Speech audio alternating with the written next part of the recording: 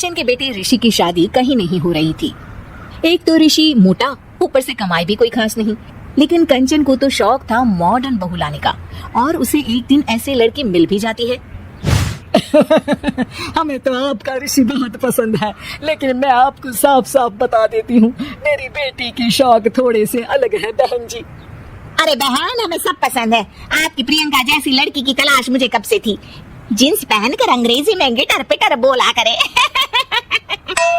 अरे बहन जरा सुन तो लो, मेरी बेटी के शौक क्या क्या है। अरे नहीं नहीं बहन, बस लड़की को देख लिया तो सब कुछ देख लिया। आप ना शादी की तैयारी करो, और वो जरा सामान की लिस्ट भी दी है ना मैंने।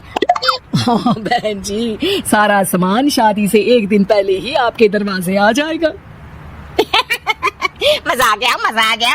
अब तो बस आप शादी की तैयारी करो। प्रियंका के माता पिता के जाने के बाद कंचन का पति उससे कहता है, अरे भाग्यवान, तुम तो कुछ ज्यादा ही जल्दी दिखा रही थी शादी की।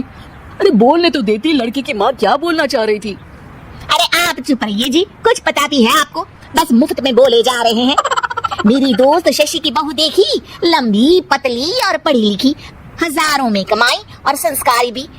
अरे पर जब वो मेरी बहू देखेगी तो जल भुन जाएगी। लेकिन तुम तो शादी ऋषि के लिए कर रही हो ना, या शशि के लिए?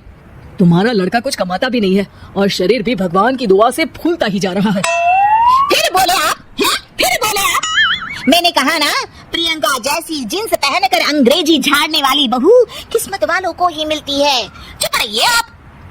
पति के लाख कहने पर भी कंचन ऋषि की शादी प्रियंका से करवा देती है। लेकिन प्रियंका जैसे ही घर में आती है, वैसे ही जोर जोर से चिल्लाकर नाचने लगती है। आज मेरी यार की शादी है, आज मेरी यार की शादी है। अरे नाचो मां नाचो। आज मेरी यार की शादी है। कंचन, उसका पति और ऋषि ये देखकर हैरान रह जाते हैं। लग रहा है बहू को शादी की बड़ी खुशी है। हाँ, बहू क्यों नहीं, हम भी नाचेंगे। अरे नाचो नाचो जी, मुंह क्या देखा हो। चलो चलो नाचो, बहू कह रही है। कंचन ये कहकर प्रियंका के साथ नाचने लगती है। ऋषि और उसके पिता वहाँ से चले जाते हैं। अगले दिन कंचन अपनी सहेलियों को प्रियंका से मिलवाने के लिए घर बुलाती है, जहाँ शशि भी आती है। अरे शशि, कैसी हो? मैं ना तुम्हें प्रियंका से मिलवाती हूँ। अरे सच में बहुत ही एडवांस सोच की लड़की है। कितने मॉडर्न ख्यालात है उसके, पता है तुम्हें? अरे हाँ कंचन, जरूर। बच्चों की शादी अच्छी ही होनी चाहिए, और वैसे भी तुझे तो शुरू से ही ऊंचे ख्याल की बहू चाहिए थी। तभी कंचन की सहेली कहती है, अरे कंचन बुलाओ ना प्रियंका को, हम भी मिल ले। अरे बहू प्रियंका, जरा बाहर तो आना। कई बार आवाज देने के बाद भी प्रियंका बाहर नहीं आती है, तो कंचन को बुरा लग जाता है। वो उसे लेकर बाहर आती है। लेकिन ये क्या, प्रियंका लड़खड़ाती हुई बाहर आती है और उसके हाथ में शराब की बोतल होती है। हालांकि शराब पीना स्वास्थ्य के लिए हानिकारक होता है, और ये हमारी किडनी के लिए बहुत ही खतरनाक है। लेकिन कंचन की बहू प्रियंका पूरे नशे में होती है। अरे इतने सारे लोग। ये कहकर वो शशि के पास जाती है। आंटी जी, पत्ते खेलेंगी, पत्ते। अरे दूर हो, दूर हो, तुम्हारे मुंह से तो शराब की बदबू आ रही है।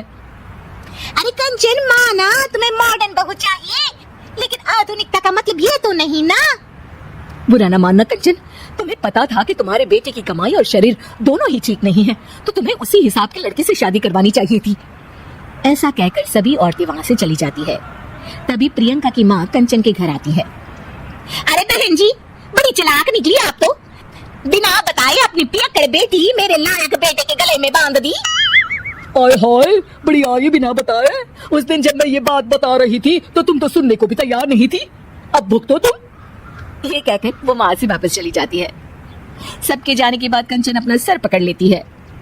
हाय रे, आधुनिकता की अंधी दौड़ में मैं अपनी संस्कृति ही भूल बैठी थी। अब तो राम ही बचाए मुझे।